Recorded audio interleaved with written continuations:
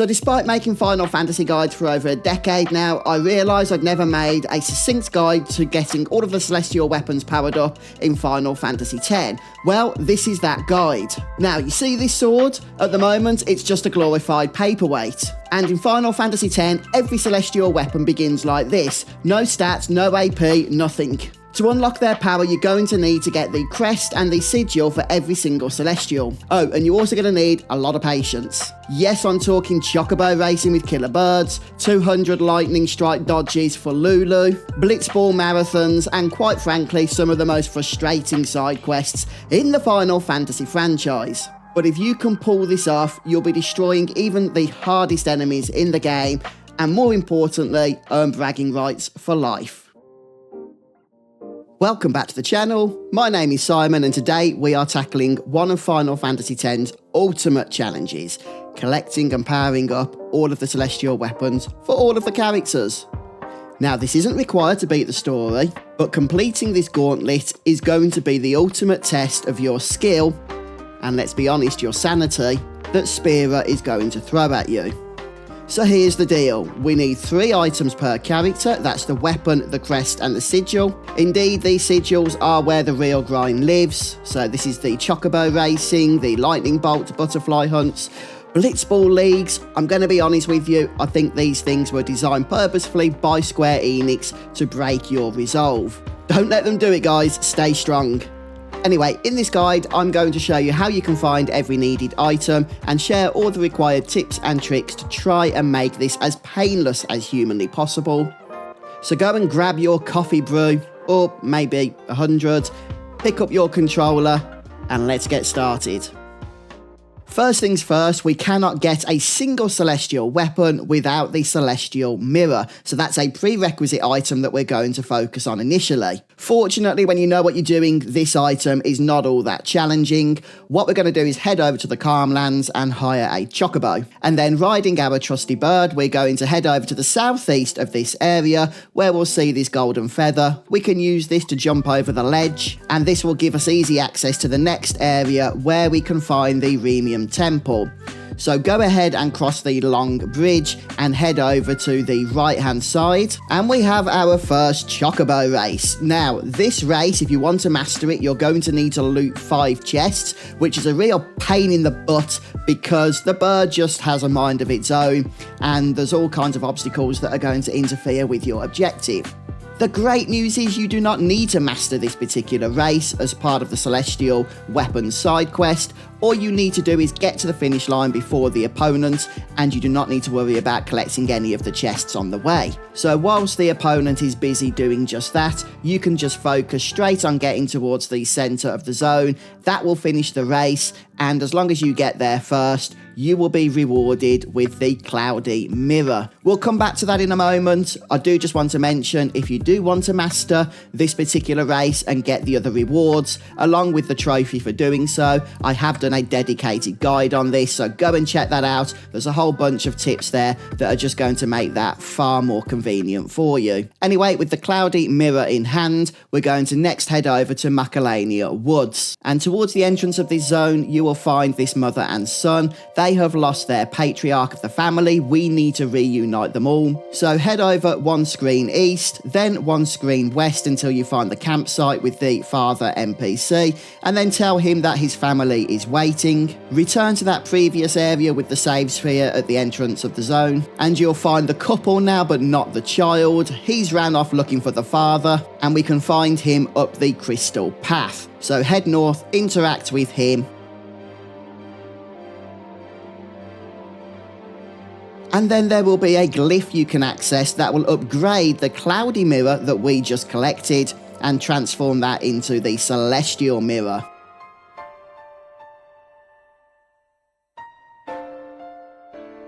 Make a note of this location because we're going to be returning here every time we want to upgrade one of the celestial weapons using the crest and sigil for that weapon. But just as importantly, that celestial mirror will now allow us to actually open the treasure chests that contain the weapons themselves.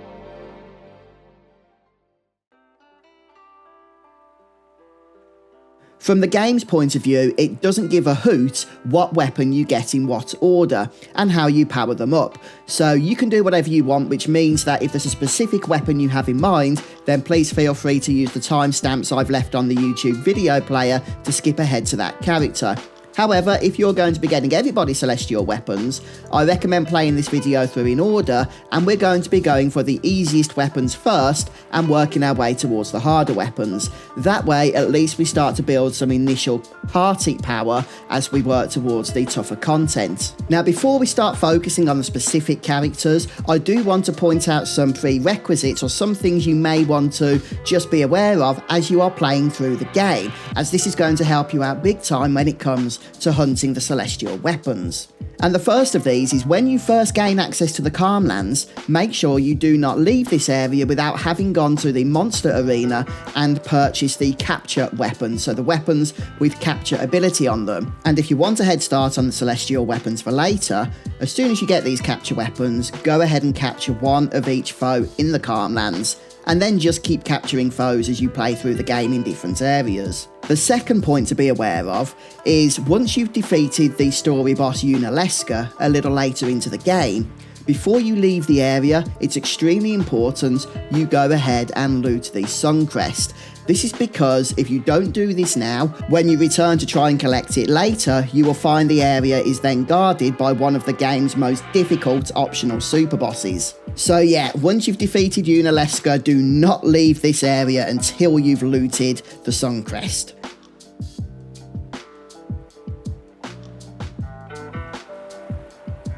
And the final prerequisite is to make sure that Yuna has collected her 3 optional Aeons, they being Yojimbo, Dark Mage's Sisters, and Anima. You can find Yojimbo during your first visit to the Calmlands. You will need to head into the optional dungeon, which is known as the Cavern of Stolen Faith. Work your way through this until you enter the battle with Yojimbo, and then you will need to haggle Gil with him. He will present you with 3 options. You need to pick the third option, which is to defeat the most powerful enemies. That will give you the best haggling position. You can then haggle with him 3 times, and then he will offer you the best price, which you should accept. You can see all the amounts on the screen right now, so make sure you follow this guide in order to recruit him at his cheapest price, which is 190,350 gil. To recruit Anima, you will first need to make sure you have completed all of the Cloister of Trials, which also means returning to the Zanarkand Cloister of Trials a second time in order to get the Destruction Sphere treasure there. I won't give guides to those here because that would inflate the video too much, but once you've completed all of the destruction spheres and got the treasures in all of the temples, then the coordinates for Barge Temple at the airship is X14Y57. Head into the temple, there's a boss you have to defeat, go towards the back of the temple, and it's here that Yuna will automatically be able to obtain Anima. Finally, we need to get the Major Sisters, and to start this, we need to make sure we have captured all of the fiends in the Mount Gagazet area. Once you've done this, head to the monster arena and you will be given the Blossom Crown as a reward. Then you want to head back to Remium Temple. If you remember, we talked about the Chocobo race to get the Cloudy Mirror here earlier, but this time go into the temple proper where you will find Belgemine. You will be able to challenge her and defeat her Aeons, and you need to defeat up to and including Bahamort. She will then give you the Flower Scepter, which along with the Blossom Crown can be used to recruit the Major Sisters, which can be found at the back of this same temple.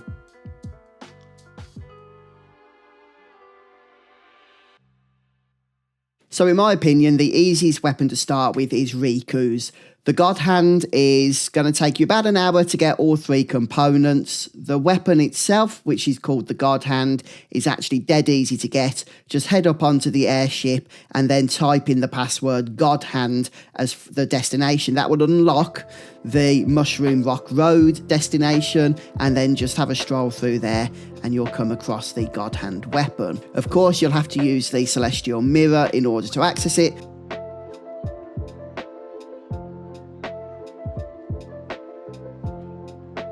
So next up, the Crest and the Sigils, starting with the Mercury Crest. Just make your way over to Bikanel and over to the Sanubia Desert West, and here you'll find an antlion pit, and there's no actual creature in this, but there is a chest. Look where it is on my minimap. Just head down there and you can go ahead and loot the Mercury Crest. But now we come to the Sigil, and this is a little bit more time consuming, and it's probably going to take you about 45 minutes to an hour. We need to complete the Cactuar Village side quest, which takes place in the same desert area, and this side quest involves tracking down 10 individual Cactuars and playing a game of needlework, aka red light, green light with them. But before getting into that, just make sure you have a weapon equipped with the No Encounters ability. The Cenobia Desert has 4 areas, and you can see which area you are in from the main menu, so make good use of that so that as I'm guiding you through, you know which area you need to be in.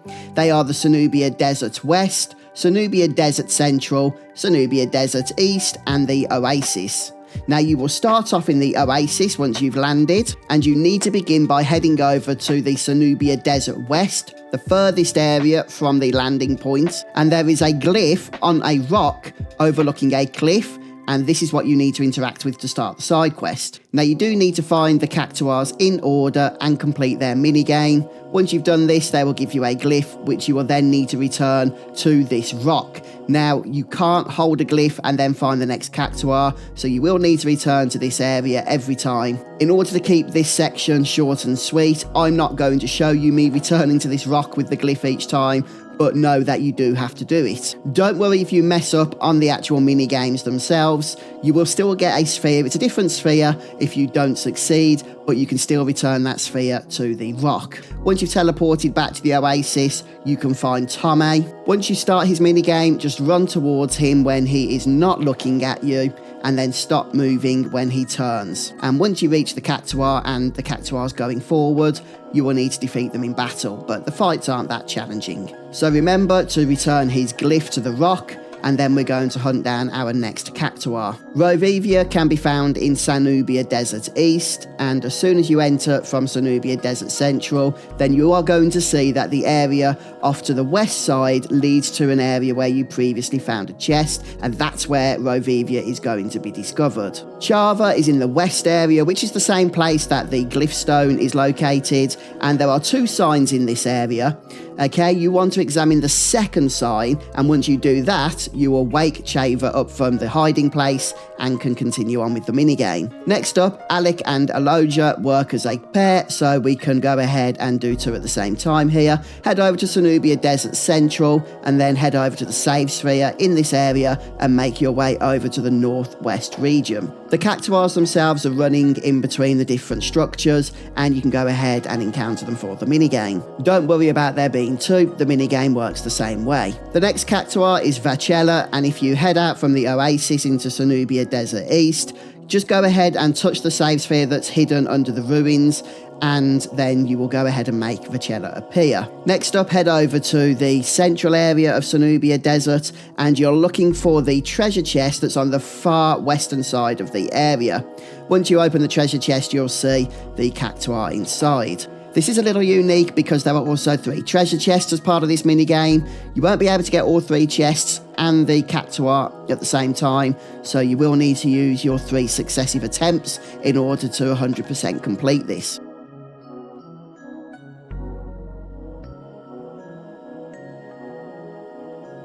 Isra comes next and is located in Cenobia Desert West, and you're going to be looking for the Antlion Pit. However, the Cactuar won't appear until you've gone up to the pit and then left the area completely and returned, and once you've done that, you'll be able to go ahead and proceed with the minigame. The next Cactuar is Elio, and you need to start by heading back to the Oasis area, and there you will see Elio actually teleport up to the airship. So then you yourself need to return to the airship, make your way over to the deck, and then you can have the minigame on the actual airship with Elio. There's no battle after this one. You might want to save your game before handing in Elio's sphere at the rock glyph, because once you do that, then the next and final Cactuar, which is Flail, will kick off the minigame event automatically, and this one's a little bit challenging. If you want to succeed at it, don't pay attention to the needle time words on screen, just pay attention to when the Cactuar is turning to look at you. They won't be in sync. Flail will give you a red sphere, and then once you hand that in at the rock, That's it, that's the end of the minigame. You will clear the sandstorm and can then enter the valley area. Pop down into this region and go ahead and loot the Mercury Sigil. So pretty lengthy side quest, but it was worth it in the end. And now we have everything we need to transmute Rikku's weapon.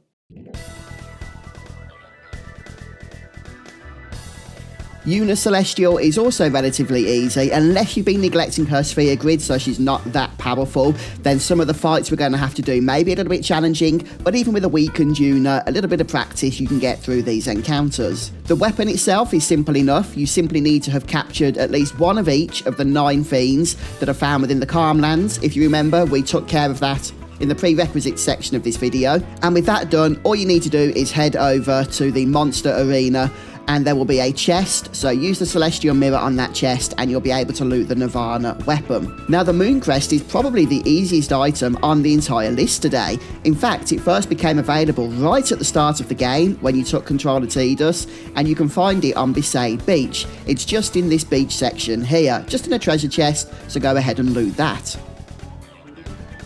In order to get the moon sigil, we'll need to defeat the rest of Balgamine's Aeons at the Remium Temple. So in the prerequisite section of the video, we did go ahead and defeat up to and including Bahamut in order to get the Flower Scepter to get the Major Sisters, but now we need to go ahead and defeat the rest of her Aeons. So again, in the prerequisites, we did get all of the optional Aeons which you will need, otherwise they won't be available to battle right now. But I recommend summoning Bahamut in order to take out her Anima, and all you need to do is use a combination of Bahamut's physical attacks and his overdrive whenever it's available. And in order to defeat the Major Sisters, I actually did this really easily, just by entering the battle, summoning Anima with a full overdrive, and then casting Oblivion, which one-shot the entire encounter.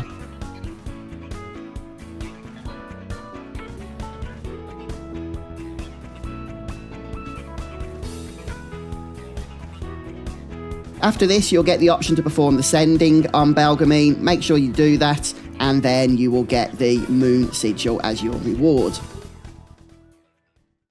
Next up, we are going to work on Auron Celestial, which I'll be honest is also relatively easy. However, there's an additional 4th item we need to collect, and we're going to get that first. It's known as the Rusty Sword. Now, in order to grab this, you'll want to head back into the Calmlands, work your way down towards the Cavern of the Stolen Faith, but don't go into the actual dungeon this time. Instead, work your way around the east part of this map, and then if you just keep going, you'll easily see the item you need to loot, so go ahead and grab that. So for the weapon itself, which is called the Masamune, make sure from the airship we teleport down to Jose High Road, and from here we're going to start by heading south, jump over the crates and into the next area, and then just follow the path until you see this Vergence off to the north. Head up there and then use the elevator. Take the lift right up to the next section. This is where you need to place the Rusty Sword. This will then open up a glyph on the wall which you can interact with. Again, you will need the Celestial Mirror for this, and then this will give you the main weapon, the Masamune.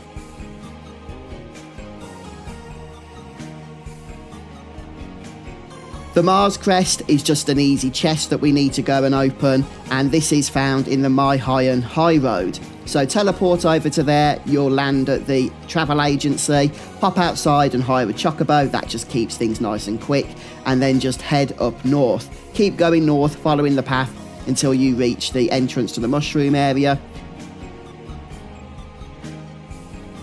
But what we're going to do is actually head over to the southeast, there's another path there, and then follow this all the way until eventually we do reach that treasure chest and can loot the Mars Crest. Fortunately, the sigil for this weapon is also relatively simple. All we need to have done is made sure to have captured at least one fiend in 10 different areas of the game. So if you've been capturing fiends as you've been playing, which is what I recommended you did, then you should already have done this. Just head over to the monster arena and you'll be able to get the Mars sigil. But that's it, that's all the items you need to transmute the Masamune back in Macalania Woods.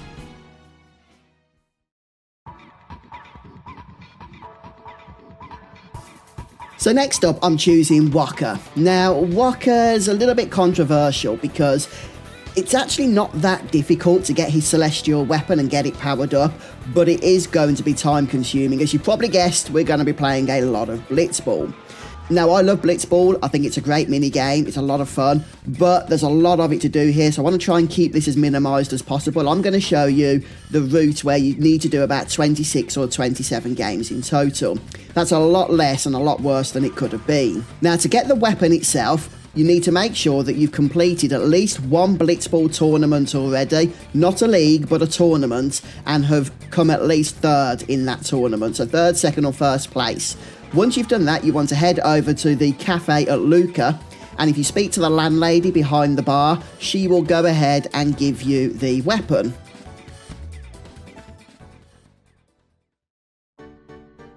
And in order to get the crest, we need to head over to the Besaid Auron's locker room at Luca. Now, the locker itself is the one right at the back of the room. All you need to do is access that and you will get the crest, the Jupiter crest. One thing to note, you can't get this on your very first visit to Luca, so you will have to do this a little bit later in the game, but I think from the second visit onwards, this will be available. So now we are going to get the Jupiter Sigil. Now this will appear as a league prize, but it won't show yet. There's a few things we need to do. First off, we need to have collected all of Wakka's overdrives. So he starts the game with the element reels. The attack reels can appear randomly as a prize for first place in a Blitzball tournament, and that can start happening as soon as you've done the obligatory Blitzball round in Luca.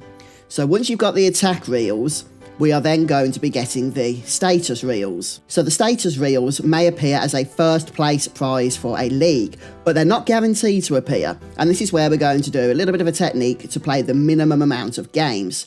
So if the status reels do not appear as the prize for a league, then go ahead and use the reset data option. This is going to reset everything about Blitzball, including your team, the team's levels, player levels. Once you've reset the data, see if the status reels then appear as a league first place prize. If not, repeat that process until they do appear.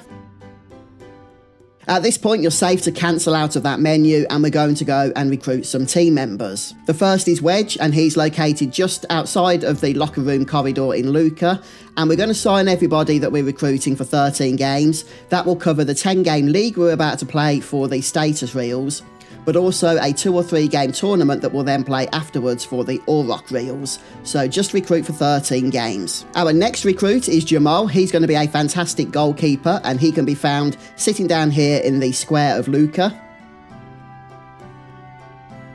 Next up, over at the travel agency on the Mihai and High Road, we can find Rop, so get him recruited again for 13 games. And since we only have limited room for players, we are going to start to need to kick out some of the original Aurochs. So we're going to be getting rid of Botta, Dato and Keeper. And finally, on the airship, we can recruit Brother, so he's going to be a fantastic player, and we're going to sign him on for 13 games.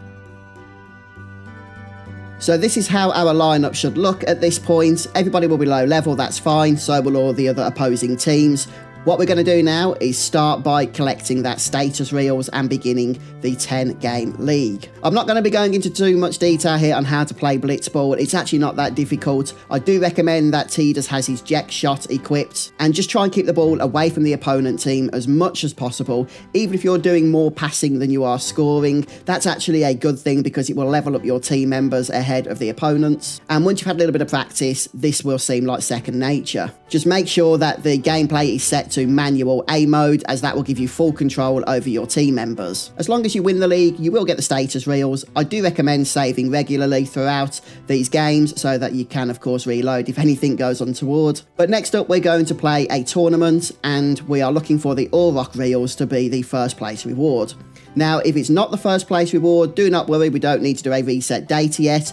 With a tournament, you can actually just cancel out of this screen and then go back onto the tournament and see if it has been offered as a reward, and just repeat that until you see the Auron reels. Now, it's important to note that the Auron reels will only appear once you've completed 450 random enemy encounters throughout your game.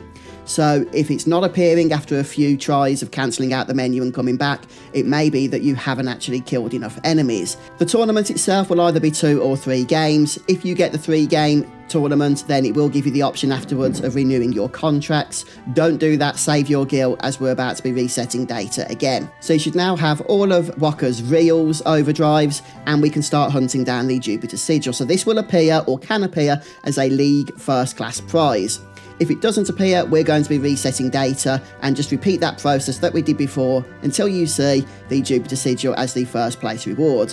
At this point, go and recruit your team members again, this time for 10 games, as that's going to be the amount of games required for the League, and once you play through the League and come first place, the Jupiter Sigil will be your reward for doing so. So as I mentioned, Wakka Celestial is not the most challenging to power up, but it is definitely the most time consuming. But there we have it then, guys. Probably enough Blitzball to last you a lifetime, but the reward I'm sure was worth it for you. You now have a very powerful Blitzball player on your team. So now, having collected 4 celestial weapons, we're down to the final gauntlet. And as you might imagine, I saved the best until last. I'm kind like that. Unfortunately, these last few Celestials are the most irritating because they each have an annoying minigame tied to them. The least irritating of the irritating minigames is probably Kimahri's Butterfly Hunt, so that's what we're going to get started with now. But before we do that, let's go ahead and collect his weapon, the Spirit Lance, and we do this by heading to the Thunder Plains and interacting with the glowing Cactuar statues. Now, there are 3 statues in total we need to interact with. 2 of them are fairly easy to find, they're just in the southern section of the Thunder Plains. Make sure you have no encounters equipped. The final stone is in the northern area of the Thunder Plains. However, there are actually 6 Cactuar stones in this region. Only one of them will be glowing at any one time, and that's the one you will need to interact with. One easy tip here is to just run around one of the stones that is not glowing, and eventually it will start glowing. It's based on the amount of distance you have travelled, so if you just keep moving, eventually it will cycle through. Alternatively, you could just run around this area until you find the glowing stone. Regardless, interacting with all 3 will spawn a little Cactuar spirit that will lead you to the next location we need to visit, and that will be here at this Leaning Tower of Lightning. All we need to do is interact with this tower. That will spawn the chest. Using our Celestial Mirror, we can get the Spirit Lance out of that chest.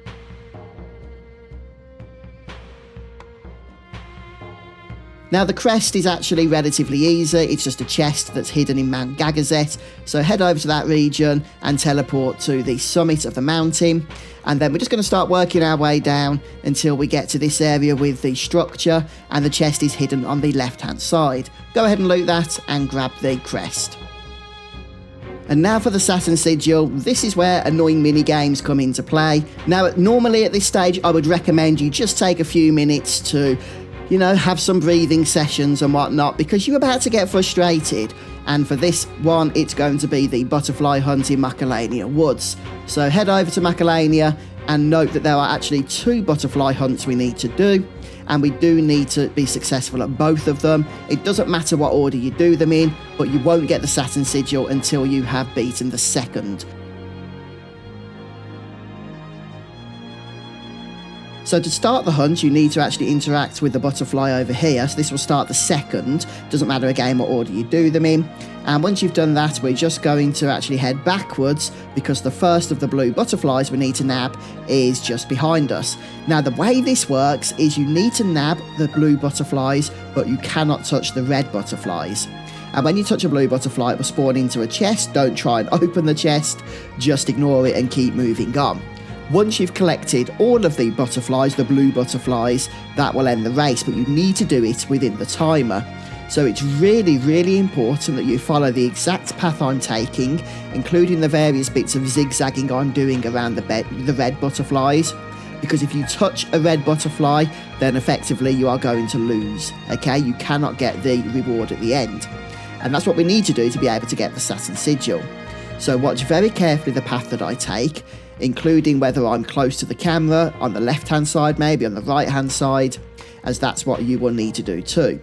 Now, you don't need to worry about the timer too much, because as long as you get the right path down and don't hit the red butterflies, it's not going to make a blind bit of difference.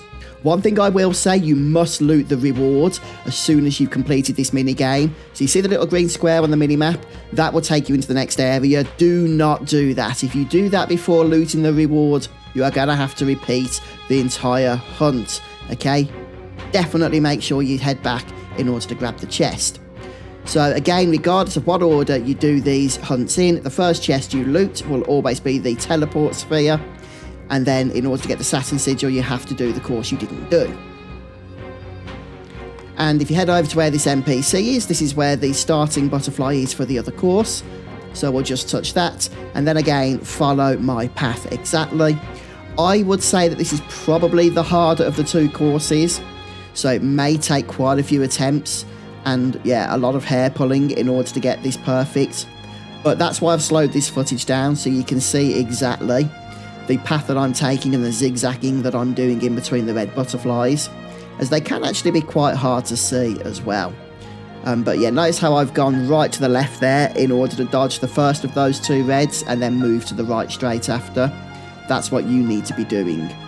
So grab the blue up here. Again, just be aware when you finish this course not to exit the area until you've gone back and looted the actual Saturn Sigil. But so far this seems to be going okay, so let's just keep this up. Now, this section here is definitely the most challenging. There's like 4 red butterflies you have to work your way through. But fortunately, if you go where I went, then you're pretty much guaranteed not to hit them. And then just down here, we'll get the final of the blues that we need. And that's it. Again, be very careful not to exit the area, and then we can see the treasure chest just up ahead, which contains the Saturn Sigil. So big congrats if you managed to get that. And that's everything you need to get Kimahri's Spirit Lance powered up. Next up, we're going to work on Lulu's weapon, which is the Onion Knight. And in order to power this up, we're going to need the Venus Crest and the Venus Sigil. Now, the weapon itself is going to take us back to Barge Temple. You'll remember we went there earlier on. However, this time we don't need to go into the temple itself, but around the area where we had that boss fight, we are going to look for the treasure chest. Now, it is just a treasure chest, there's nothing special, but it is nicely hidden, so you'll have to play about with your character's controls until you actually get to the right location, as you can see here. But go ahead and use the Celestial Mirror in order to get the Onion Knight itself. Okay, right, the crest. This is a little bit easier. We're just going to head back to Guardo Salam and make our way into the far plane and just traverse the far plane to this location, and there you can go ahead and loot the Venus Crest. But just before we go any further, if you are enjoying this video, please remember to subscribe to my YouTube channel. I have a whole ton of Final Fantasy content, guides, news, you name it, all available for you, ready to check out. So we need to head to the Thunder Plains and successfully dodge 200 consecutive lightning strikes in a row. So if we dodge 150 and then get hit by lightning, we would have to start again. Only once we've successfully dodged 200 in a row can we then loot the Venus Sigil from the chest. And I'm going to tell you right up front, in its natural form, this minigame is absolutely insane. Probably the hardest, or one of the hardest, mini-games in the whole of the Final Fantasy franchise. It is bonkers how crazy hard this is. Now, before you go and run off and cry, don't worry, there is a workaround. Now, I'm not sure if this is something Square intended or if it is a glitch, but if you use the method I'm going to show you, it actually makes dodging 200 lightning strikes far more manageable. I'm not going to say that the minigame is so easy that you'll not fail at it. It might still take a couple of attempts, but with this method, you can actually do it. So head over to the Thunder Plains, and from the travel agency, head into the southern region. And just follow the path down to where I am here, next to this lightning tower. Now, the lightning towers are helpful because they will prevent lightning from striking, so there's no random lightning bolts while you're near them. It's important to make sure that you have equipped some form of no encounter ability, either on your weapon or armor, or if you're playing the remastered version, then enabling the enhancement toggle. Now, next to this lightning tower, you can see these dark circle patches on the ground. This is going to be a reference point, because The natural means of doing this minigame is to just dodge the random lightning as it's coming down, but using this glitchy method, we can actually force and therefore predict the lightning strikes. And because we're going to be doing this by the tower here, there are not going to be any random lightning strikes interrupting us. All we're going to do is run over to this crater, and the moment Tidus reaches this crater, tap the button to dodge, because it's that moment where a lightning is going to strike. And that is very predictable. So once you've done that, run to the outside of those two dark patches on the floor, and then run back to the crater and push the button again. Don't look for the flash on the screen, look at Tidus himself. As soon as he reaches that crater, hit the button to dodge the lightning, and it will work. And you just need to repeat this process, running between the crater and the two dark patches on the ground, making sure to hit the dodge button every time Tidus touches the crater. One annoying thing here is that there should be an on-screen counter. I wish there was, but there isn't, so you are going to have to count these manually. Fortunately, because you are not going to be getting any lightning strikes when you are standing by the tower, what I do is just do 10 at a time, 10 dodges at a time, then leave Tidus by the tower while I just jot down on a piece of paper that I've done those 10, and then count another 10, put Tidus by the tower, count those on the paper, and then so on and so forth, so that I can keep track of how many of the 200 I've done.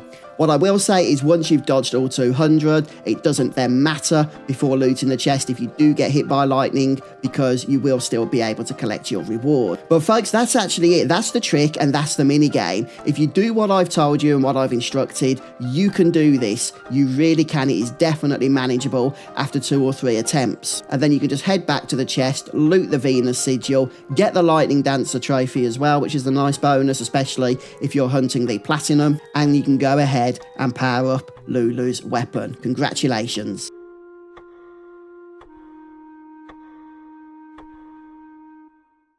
And with that, I think we're done. 6 celestial weapons, a very well decked out party. You guys have done absolutely fantastic to make it this far. Really proud of you. Great job. See you next time, everybody. Bye. What are you calling me back for? What? Who said Tidus?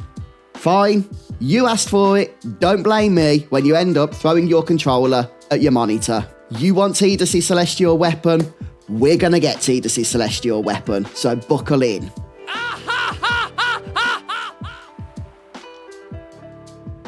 Right, so as with the other Celestials, we are going to need the weapon itself, which is the Caladbolg, along with the Sun Crest and the Sun Sigil. The Sun Crest we already looted in the Prerequisites section, so check that out if you skip past it. The weapon itself, the Caladbolg, is actually quite a formality because it requires us to do some chocobo racing, which we're going to have to do anyway in order to get the sigil. So I say leave the weapon for now, because when we've mastered the chocobo racing and collected the sigil, we can just go and loot the weapon. So in the Calmlands, you need to get through the chocobo. They call them training sessions, but they are actually quite challenging. But you need to get through the training sessions in order to unlock the main catcher chocobo race. So the first 3 races can themselves be a little bit frustrating. You've got the wobbly chocobo race, followed by the dodger chocobo, and then the hyper dodger chocobo. And what makes them annoying more than anything is the fact that the chocobo can be a bit of a pain to control. It does seem to have a mind of its own. But honestly, it will take a few attempts. You just need to practice that, and eventually you will learn the mechanics and be able to defeat those 3 races. That will unlock the catcher chocobo, and this is where the challenge begins. You are going to need a good few attempts to understand how this race works before you even attempt to actually start working towards the Sun Sigil. But first, let me just explain the mechanics. So you are going to be racing the single chocobo trainer. There's just the 2 of you. And the course itself is not that long.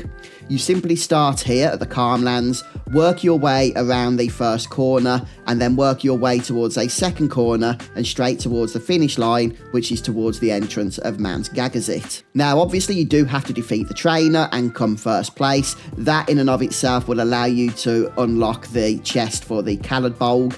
But again, don't leave this race just yet, because the weapon on itself is no good. We need the sigil. In order to get the sigil, we need to complete the race with a finished timer of 0 seconds. And the way that is possible is by collecting the balloons. So every balloon you collect during the course will shave 3 seconds off your time. And depending on how fast you actually run the course, you can actually get to 0 seconds by collecting 6 to 10 balloons. That's all well and good if it wasn't for the darn birds. I promise you now, these birds are quickly going to become the absolute bane of your existence. They fly automatically towards you, and every single bird that hits Tidus is not only going to add 3 seconds onto your time, but because you are stunned for a couple of extra seconds, the total time added is going to be about 5 seconds. If you do get lucky with the balloons, you may be able to get struck once by a bird, but don't count on that. Definitely aim at avoiding them all. And this is where the practice comes in, because the way these birds move towards you, they seem to target you, is going to seem really difficult to avoid them to start with. But as you begin to learn their patterns, their movements are limited, you can start to begin to avoid them. So there are 3 sections in this race. You have the starting section where you just have balloons, the second section which is a wider open space where you have balloons and birds flying at Tidus, and then you have the third and final section that's much narrower, but you also still get balloons and birds. So with that section that's open where you get balloons and birds, my recommendation is to start by staying towards the centre, and as the first set of birds come close to you, quickly move over to the right. That's your best way of dodging them. And then after you've dodged them, move a little bit closer towards the centre, but not too much towards the centre, and then move back quickly towards the right as the next set of birds get closer to you. Now, the things with birds, this is really important. Every time they spawn, there will be 4 of them. The first 2 will target the player that seems to be coming first at the moment, and then the second 2 birds will target the person that's obviously not coming first, whether that be you or the trainer. But don't, for example, think that just because the 2 birds that are coming for the trainer, that means you can ignore them. If the trainer is positioned close to you or just behind you, they are still going to be making a headway straight towards your direction. In my opinion, the final section of the race, where the track becomes a little bit more narrow but you still have to contend with the birds, is by far and away the most challenging and is where you are going to mess up the most. The problem is, especially as you get close towards the finish line, once you get struck by a bird, it's very difficult not to get struck by another bird straight after. So you really want to avoid that at all costs. Once you start to get an understanding as to how the race works and you're able to start forming in your muscle memory the control system of moving the chocobo around the course, you can then start focusing on the balloons. Now, the thing with the balloons, unfortunately, there is an element of luck involved. They do spawn randomly, okay? Their position changes for each race, and depending on how they spawn, you may just be set up for failure right from the get-go at the start of the race. Try not to fret too much about that. When you get a balloon set up that isn't going to work for you, just use that time as a time of practice and try and continue practicing dodging the birds. In the first section, you will want to get about 4 balloons if possible. So if they spawn towards the right, then you should be able to do that. If they spawn closer to the trainer on the left-hand side, there is simply no way of collecting those balloons. In the second section, you want to try and get about 4 or 5 balloons. And then in the third section, you want to try and get another 4 or 5 balloons. If you can finish the race having collected 12 or 13 balloons, with 36 seconds or 35.5 to 36 seconds left on the clock and 0 birds hit, that will be enough to get the timer to 0 seconds and to get the ultimate prize, the Sun Sigil. So yeah, best of luck with that, and please do let me know in the comments how long you were on this race before you finally got the reward. And as a bonus, the path has now also been opened up for the Caladbolg weapon itself. So yeah, just pop down into the ravine, interact with the glyph on the wall, and then the weapon will be yours. Folks, you have collected all 7 celestial weapons. If you have followed this video and done everything that I've done, huge congratulations.